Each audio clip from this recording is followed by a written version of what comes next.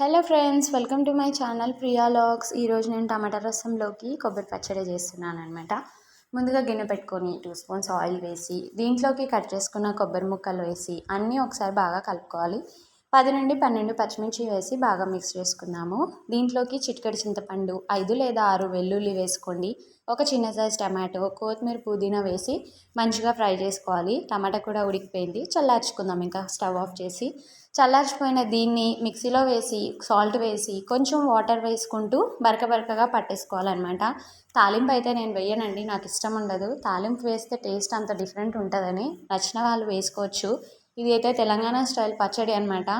మా వాళ్ళు అయితే మా అత్తయ్య వాళ్ళు మామిడికాయ కొబ్బరికాయ తురిమేసి తాలింపు పెడతారు. నా పచ్చడి అయితే రెడీ అయిపోయింది. మిక్సీలో ఉన్నది వేస్ట్ చేయడం ఎందుకని వేడన్నం వేసి నేను నా కొడుకు అయితే లాగించేసామన్నమాట.